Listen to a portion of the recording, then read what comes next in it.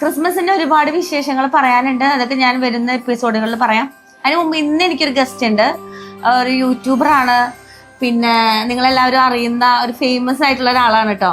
അപ്പൊ ആരായിരിക്കും നിങ്ങൾക്ക് ഊഹിച്ചാലും കിട്ടാൻ പോകുന്നില്ല. ഞാൻ ജസ്റ്റ് പറയാം. കുഞ്ഞനെന്ന് വിളിക്കും അല്ലേ? കുഞ്ഞനെന്ന് വിളിക്കും. പിന്നെ നന്ദൂസ് എന്ന് പറ. ഇതാണ് കഴിഞ്ഞ ദിവസം ഞാൻ വീഡിയോസ് ഒക്കെ കണ്ടിരുന്നു നന്ദൂസിന്റെ. അപ്പോൾ ഫാമിലി ബേസ്ഡ് ആയിട്ടുള്ള വീഡിയോസ് ആണ് ചെയ്യാറുള്ളത്.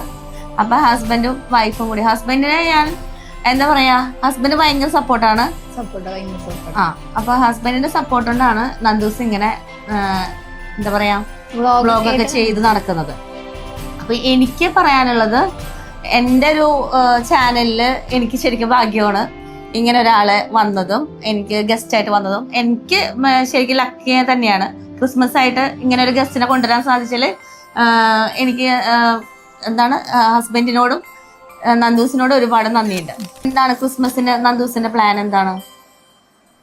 എനിക്ക് ഈ വർഷം ക്രിസ്മസ് ശരിക്കും പറഞ്ഞില്ല. നമ്മളെല്ലാ വർഷം നല്ല രീതിയിൽ ആഘോഷിക്കുന്നതാണ്. പക്ഷെ ഈ വർഷം എന്തായാലും ക്രിസ്മസ് ആഘോഷിക്കാൻ പറ്റില്ല. എൻ്റെ അച്ഛനില്ല ഈ വർഷം ഞങ്ങൾക്ക് മരണപ്പെട്ടുകൊണ്ട് ഞങ്ങൾക്ക് ആഘോഷിക്കാൻ പറ്റാത്ത അവസ്ഥയായിട്ടാണ് ഇപ്പം ഇരിക്കുന്നത്. ഹൗസ് ഓഫ് ടേസ്റ്റിന് ഇന്ന് സ്പെഷ്യൽ ആയിട്ടുള്ള, ഈ വർഷം സ്പെഷ്യൽ ക്രിസ്മസ് ആണ്. ഇന്ന് സ്പെഷ്യലാണ് കാരണം എൻ്റെ കൂടെ നന്ദൂസ് ഉണ്ട്. അപ്പൊ നന്ദൂസ് വ്ലോഗിന്റെയും ഹൗസ് ഓഫ് ടേസ്റ്റിന്റെയും എല്ലാ പ്രേക്ഷകർക്കും വിഷസ് അറിയിക്കാം. അറിയിച്ചാലോ നമുക്ക്? അറിയിക്കാം. അപ്പൊ ഹാപ്പി ക്രിസ്മസ്.